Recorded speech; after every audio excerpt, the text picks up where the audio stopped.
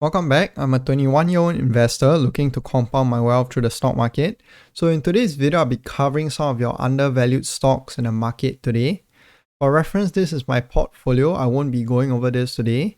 And the first stock that I would like to cover is actually Corp. So Corp is down 26% year to date. And for this entire video, I won't be touching on the financials. I'll be touching mainly on the mode of the company, the business model, as well as some of the possible theses for all these different companies. So the first company is Corp. Corp's main business model is they sell the supplies required to make your pools, to maintain your pools, to service your pools. And as you can see over here, around 60% is actually derived from maintenance as well as DIY. 22% is related to renovation, 17% is new pool construction. So for this company over here, they don't actually have to send people down to go and service the pools. They simply sell the supplies for them to do so. So if you were to look at Corp's entire business model, this is how they operate. So they get the supplies from companies like Pentair, like Hairwatt, and then what they do is they simply act as the middleman and then they pass it on to their customers. And the good thing about Corp is that they have an installed base, they have an existing customer base that is already maintaining a lot of the pools in the US.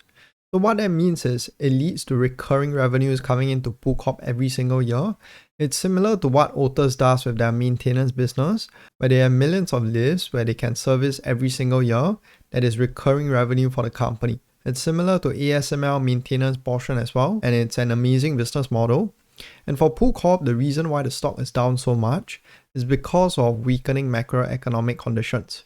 So one of it is your weakening housing market in the US.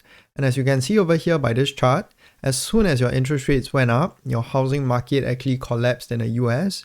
And that is one of the main reasons why Corp is weakening in terms of fundamentals as well as stock price. So your Federal Reserve is projected to decrease interest rates all the way until 3%. So this is actually one of the tailwinds for Corp. But for Corp, there's one thing that you need to note, which is that there is lag time between your housing recovery and your pool's recovery.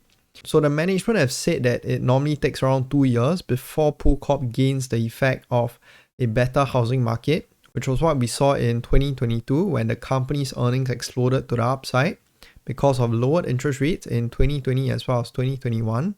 So for Corp, we could see something similar as well.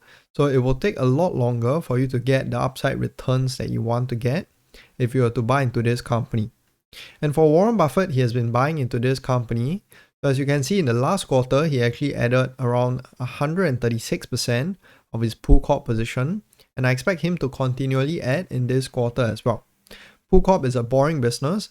It's on the cheap right now. It's currently trading at a 22 times of earnings. I don't want to go into the financials, but this is a quality business that you can consider adding at this price. But of course, you need to extend your time horizon for this one because this will be a long-term story rather than a short-term 1-2 quarters one. Next company is Copart. Copart is down around 9% this month. It's actually one of my holdings, a relatively small one. So for Copart, this is what they do. They operate junkyards. So you might be wondering what sort of junkyards do they do? They operate junkyards for salvage cars. So what this means is that whenever a car gets into an accident in the US, your insurance companies that cover the car will assess whether or not the repair cost is greater than the salvage value of the car. And when the repair cost is higher than this salvage value, what that means is that the car is deemed as a total loss. So when it's a total loss, then they will pass it on to Copart, which will then sell the cars for them. This is in the US. In Europe, they adopt more of a different system, which I'll be covering later on as well. So for Corp, they have two main business models. This is what they're doing in Europe.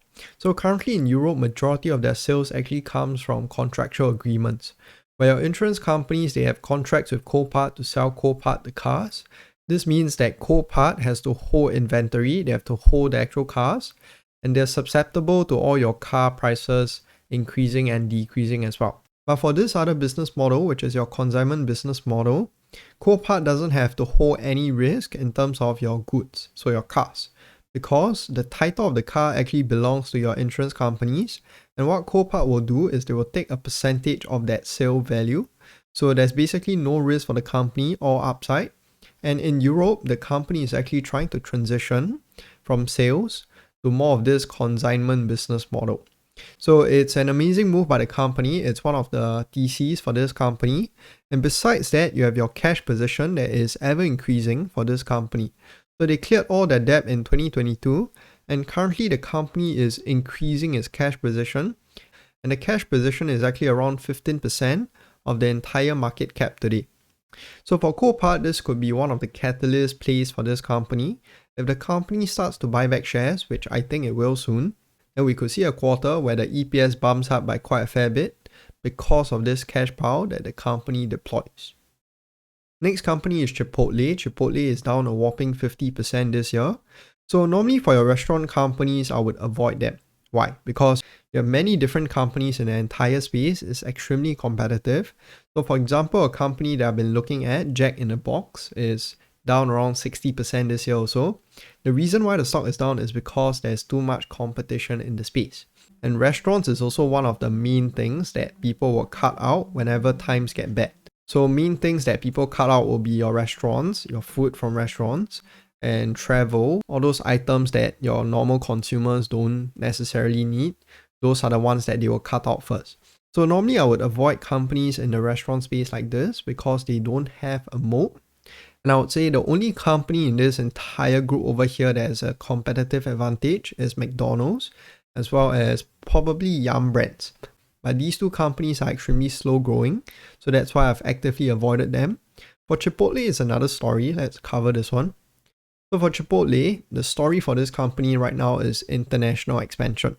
So the company is still currently dominant in the US as well as Canada.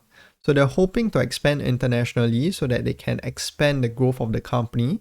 So for your restaurant companies, normally there are two different ways whereby they can grow their revenue. So you have store count growth as well as pricing growth. In terms of store count growth, Chipotle has been growing quite rapidly, and what they're doing as well is to expand internationally to Singapore. Hopefully we can try the food here soon. But yes, this is one of the stories for Chipotle.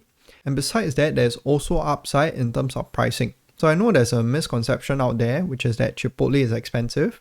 But if you're to compare this to Sweet Green like Kava, this is actually a research piece. It says that Chipotle's average entree is around $10.31, whereas Sweet Greens is probably closer to around $13 and $14 respectively. So there's upside in terms of pricing as well, which is another source of revenue stream, another source of revenue growth that the company can tap on as well. And for Chipotle, if you're to look at the valuation, it's currently trading at around a 4% free cash flow yield. So the company is actively buying back shares. There's not a lot of stock-based comp. So you can assume that 4% goes back to you every single year. And if you're to add on to that with inflation, around 2 to 3%, and if the company can achieve growth that is reasonable, then this could be an easy 10%, 12% EPS growth for the company. But of course, you have to bear the risk, which is that your food companies will be the first one hit if there's a macroeconomic event. Next company is Mercado Libre. This is a stock that is up 19% this year. So let's talk about Mercado Libre's business model first. So Mercado Libre has two different business models under them. They have your Mercado Pago and they have the Mercado Libre platform. So under this Mercado Libre platform portion, they're basically an Amazon in Latin America. So they have your ads, they have your seller, they have your third-party seller, first-party seller. Everything that you have in Amazon in the online retail space is in Mercado Libre's platform here in Latin America. And then the other portion is the Mercado Pago portion, which is the credit business. This is something that Amazon doesn't have. It's similar to PayPal, I would say. And this business model is one that is creating sort of like a flywheel effect, whereby sellers go on Mercado Pago to get credit so that they can sell on the platform. And then this loop continues for sellers. For buyers, they will go on Mercado Pago since it's more convenient to buy more Mercado Libre products. And then this cycle continues as they get more rewards and so on. So for Mercado Libre, they recently released their earnings as well. Earnings were decent. So items sold went up by 40%, live listings up 37%, their credit portfolio went up by 80%, consumer credit went up by 100%, unique buyers went up 26%. So I would say the Mercado Libre platform portion is an extremely simple story. It's just secular growth trends in Latin America pushing growth. And I can see that portion growing by 10 to 15%, similar to what Amazon did back in the day in Latin America as the country modernizes, as the country becomes more industrialized. As for the credit card portion, I think one of the theses for the company would be that the company has a much lower client acquisition cost, or your cost per acquired borrower, as this thing over here says. So this thing over here says that your Mercado Libre's cost per acquired borrower is around $5 to $15, whereas your legacy banks in Latin America is normally between $150 and $300. So what that means is that Mercado Libre can get in a lot more customers a lot faster and a lot cheaper than your traditional banks, which leads me on to the thesis that Mercado Libre will continually take share from all these different legacy banks. So that is one portion of the thesis for the company. Besides that, your Mercado Pago platform creates a flywheel effect for Mercado Libre. So that's the other portion that is amazing for the company. But of course, there are risks to this company as well. I mean, there's risks with every company. The main risk that I see with this credit portion is simply just credit risk. So they have a substantial amount of that credit that is tied to delinquencies. Normally when this happens, you need to see how management manages that credit portfolio portion. And while I think it's an amazing business, I can't get past the fact that they have this credit card portion, which is highly risky in my view. So for Mercado Libre, I think it's currently trading at a decent valuation. If you adjust it for the growth, the company's moat will stay intact for a very long time because your Latin America people, they need that platform. There's no existential threat there.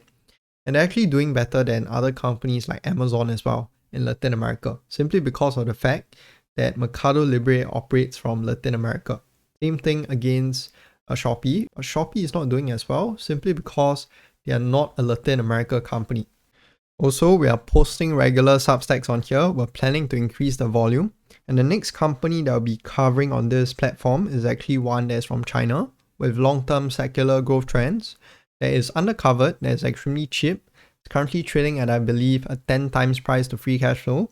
It's a company with a massive brand in China. Maybe you can guess the brand.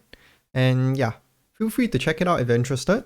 I hope you guys have found this video useful and invest safe.